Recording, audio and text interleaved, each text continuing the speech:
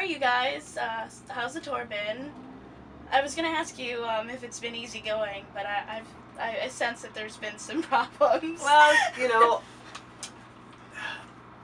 we're doing great. The tour's been going really, really well. I love the lineup. I love the Sepultura guys. I love the guys in all the bands. I think they're all great guys. And it's the first time we've ever got to tour with Sepultura, so it's been really nice. So we've been pretty damn happy with the tour. And we're pretty mellow guys, so I mean, we're at least pretty upbeat. So for us, it's going quite well, actually.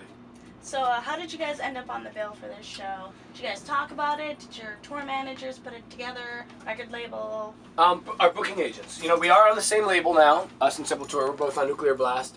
But yeah, our booking agents, got in touch, and I guess they contacted our booking agent and wanted to see if we were interested in doing the tour. So and it worked out schedule-wise. So all right, we made it happen. I know it's a bit early, but I always want to ask. Are there going to be any shenanigans or pranks later on in the tour?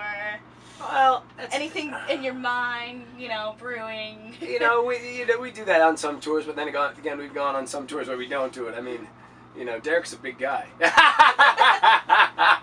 so I don't know. If anything, it'll probably be more like a jam session at the end, more than prank with this particular lineup, I think. With Havoc. Yeah, no, it's probably they're just younger. So. Yeah, probably just a jam session is going to be my guess.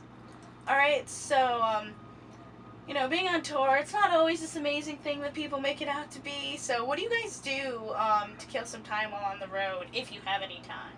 On this tour we have a bit more time because we're direct support. So when the later we play, excuse me, it frees up more time in the day for us. When we're, like, say, the last one we did with the Anthrax, Testament, Death Angel, we were first on stage, so it kind of rushes your day. So with this, we tend to listen to a lot of music, exercise in the daytime, and then jam at night, and then it frees up the rest of the evening to do whatever. So but we sleep in, late. So what is the one thing you guys bring on the road? I mean, after all your years of touring, there's always that one thing that you bring. Music. Hands down, I gotta bring something that plays music. I listen to music constantly all day and all night. All right. That actually leads into my next question. What are you currently listening to? It's tough because I listen to everything from Billie Holiday to Black Sabbath, from Patsy Cline to Slayer. And everything in between. Awesome. I mean, I listen to techno as well as metal. I keep telling bands when I ask them that I have a guilty pleasure for Katy Perry. Yeah. So, I all love good. music. All music is good. I completely agree. Yeah. So, are there any other bands that you'd like to tour with? I know you've toured with tons and tons and tons, but over the years, there keeps coming up bands. Oh yeah. I would love to do Granted, we've done shows with different bands, but we've never actually technically toured with Metallica. I would love to tour with Metallica, obviously. I would love to tour with Slayer. Those are from, our era. I guess at the same time, if the opportunity presented itself for a band like, Priest or Maiden, of course, that would be colossal. Bands from now, I'd say I would love to do a tour with, Mastodon. Down, Corrosion of Conformity, bands like that. I would love that. You had to balance out the whole, the fast you guys are. Yeah. Are you guys?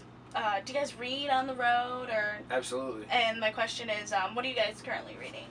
Well, myself, right now, I'm reading a book called Sway, and it's, of course, the author's name.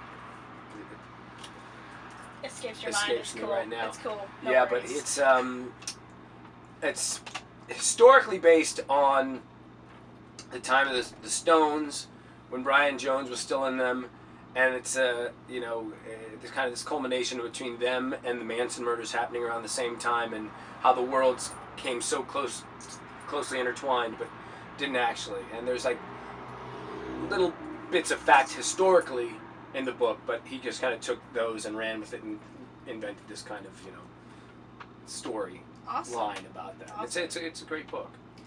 All right. So the next questions are going to be about your album that's been out for at least a year. Yeah. yeah. So how do you think Relentless Retribution has been received so far? Do you guys like what you've heard? Yeah, absolutely, which is great. I mean, the reviews for it were great, and the great thing is there's just a whole new fan base from this record, and of course the touring we've been doing for it. Just a younger crowd that's singing all the newer songs, and the great thing is we have older fans that have been around, from the 80s era that are singing the new songs. So that's a good sign that we're not just alienating some people. We're garnering new fans but keeping the old ones as well, which is really nice. And we're on the right path, because it's from all our comeback albums, it's outsold Art of Dying and Killing Season. So I would personally say you guys you're doing awesome. I mean, I saw you guys when you were with Forbidden. I actually interviewed Craig, and he's a cool dude, awesome guy, and I actually have 2 pics from when you guys were playing. Oh, nice, that rips. And that was like my first time I saw you guys after all these years of me saying, I want to see Death Angel. Nice. And I was so happy that day. I was like, this is the best day ever. I got to meet Forbidden, and I got 2 Death Angel pics, so there you go. Interviewer / friend. So, who did the artwork for Relentless Retribution? I have looked at the artwork, and it is fucking awesome. Thank you. It's pretty brutal. Thank you. Brent Elliott White is the artist's name, and he's just a fantastic artist. We had different portfolios sent to us, and we saw his work and just loved it. There was the mixture of fantasy meets reality was just spot on. And the great thing about him was we told him like a basic concept, and he just said, well, do me a favor, send me the lyrics.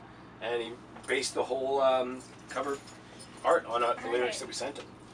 Who came up with the idea for the title of the album? Me, Rob, and Ted.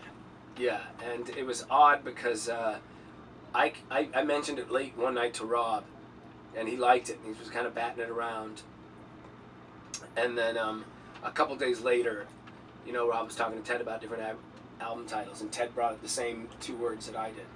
And Rob said, I'm just saying, this might be a sign, but this is what Ted came up with. And I started laughing. I was like, yeah, all right. It fits. It's perfect. Yeah.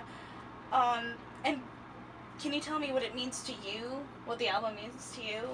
Because with music, I mean, there's not one dead set meaning behind a song or new music. There's tons and tons, and it also depends, on the audience, the person listening to. But can you tell me what it means to you?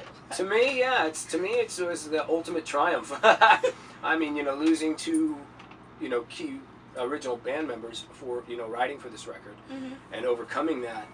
To me, it was just kind of like it's the culmination of all the pain and bullshit we had to deal with, finding new members and writing, and it was triumphant for me and Rob, and it was kind of, in a sense, our way of saying, because people wrote us off after that, and our sense like hell no. Like your big fuck you to everybody else? Basically. Awesome. All right, so what kind of gear do you guys use? Well, different. See, Ted is sponsored and endorsed by ESP guitars and Mesa Boogie amps. Rob is endorsed by Jackson guitars and